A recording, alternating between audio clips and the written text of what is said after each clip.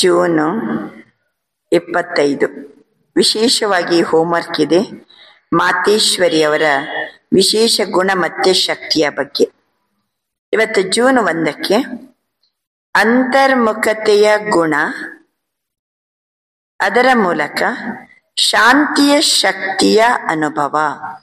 अंतर्मुखता के गुण द्वारा शांति की शक्ति का अनुभव. जैसे मम्मा सदा अंतर्मुखता की गुफा में रही, वाणी पर पूरा कंट्रोल रखा.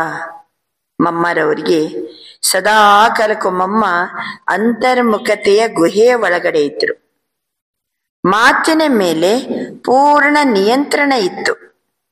वे इस महामंत्र का स्वरूप बनी. ಈ ಮಹಾಮಂತ್ರದ ಸ್ವರೂಪದಲ್ಲಿದ್ರು. ಕಮ್ ಬೋಲೆ, ಧೀರೆ ಬೋಲೆ ಔರ್ ಮೀಠಾ ಬೋಲೋ. ಯಾವ ಮಹಾಮಂತ್ರ? ಕಮ್ ಬೋಲೋ, ಧೀರೆ ಬೋಲೋ, ಮೀಠಾ ಬೋಲೋ.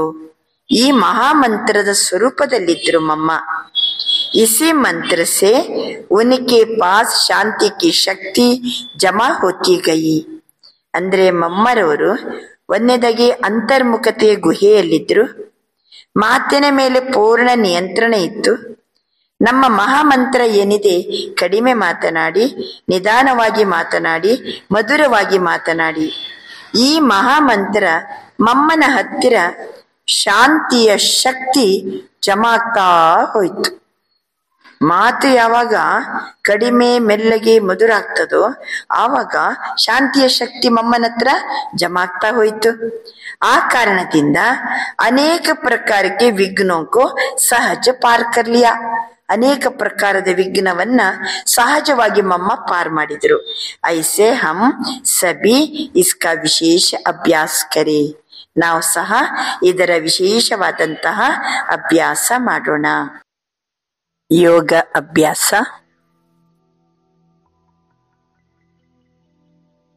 ಮಮ್ಮರವರ ಸಮಾನ ಗುಣಮೂರ್ತಿ ಮತ್ತು ಶಕ್ತಿ ಸ್ವರೂಪ ಸ್ಥಿತಿಯಲ್ಲಿರಲು ಯೋಗ ಸಾಧನೆ. ಬನ್ನಿ, ಒಂದು ಕ್ಷಣ ಅಂತರ್ಮುಖಿಯಾಗಿರಿ. ಅಂದರ್ ಮೇ ಜೋ ಆತ್ಮ ಹೈ, ಅದರ ಕಡೆಗೆ ಮನಸ್ಸಿನ ಮುಖವನ್ನ ತಿರುಗಿಸುವುದು.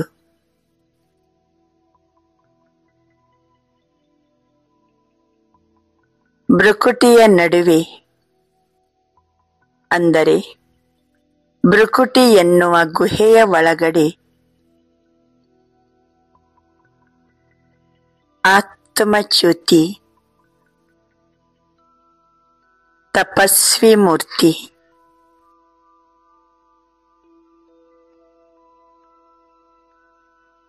ಭ್ರುಕುಟಿ ಎನ್ನುವ ಗುಹೆಯ ಒಳಗಡೆ ಕುಳಿತಿರುವ, ಏಕಾಂತವಾಗಿ ಕುಳಿತಿರುವ ಆತ್ಮಜ್ಯೋತಿಯನ್ನ ನೋಡಿ.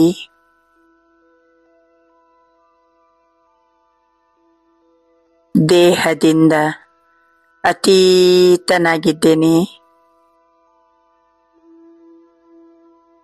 ಶಬ್ದದಿಂದ ಅತೀತನಾಗಿದ್ದೇನೆ. ಶಾಂತಿಯೇ ಶಾಂತಿ. ಕರ್ಮದಿಂದ ಅತೀತನಾಗಿದ್ದೇನೆ. ಇಂದ್ರಿಯಗಳಿಂದ ಅತೀತನಾಗಿ, ಭಿನ್ನನಾಗಿ ಅಂತರ್ಮುಖತೆಯ ಗುಹೆಯ ಒಳಗಡೆ ಏಕಾಂತವಾಗಿ ಕುಳಿತಿರುವ ತಪಸ್ವಿ ಮೂರ್ತಿ ಆತ್ಮಜ್ಯೋತಿ.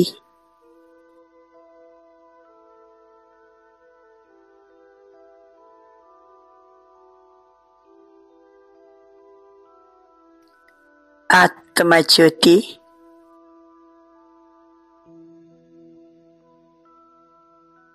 ಏಕಾಂತತೆಯಲ್ಲಿ ಏಕೇಶ್ವರನ ಜೊತೆಗೆ ಏಕಾಗ್ರತೆಯಲ್ಲಿದ್ದೇನೆ.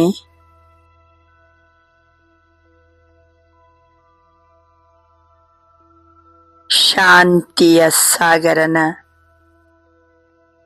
ಶೀತಲ ಕಿರಣಗಳ ಕೆಳಗಡೆ ಕುಳಿತಿದ್ದೇನೆ.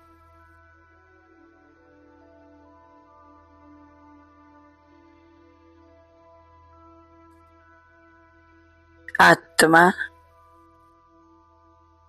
ಮಮ್ಮಾರವರ ಸಮಾನ ಈಗ ಶೀತಲಾದೇವಿ.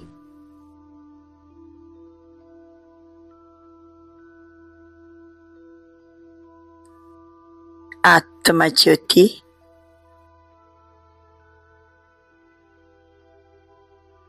ಇಡೀ ವಿಶ್ವಕ್ಕೆ ಮಮ್ಮಾರವರ ಸಮಾನ ಶೀತಲಾದೇವಿಯಾಗಿ ಶಾಂತಿಯ ಕಿರಣಗಳನ್ನು ಹರಡಿಸುತ್ತಿದ್ದೇನೆ.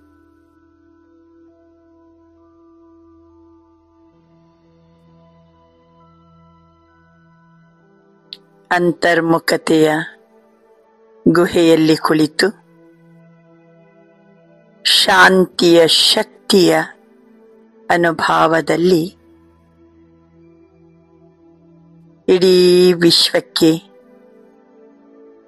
ಶೀತಲಾದೇವಿಯ ಸಮಾನ ಶಾಂತಿಯ ಕಿರಣಗಳು ಎಲ್ಲೆಡೆ ಹರಡುತ್ತಿದೆ. ಶಾಂತಿಯೇ ಶಾಂತಿ, ಶಾಂತಿಯೇ ಶಾಂತಿ. ಅಂತರ್ಮುಖತೆಯ ಗುಣ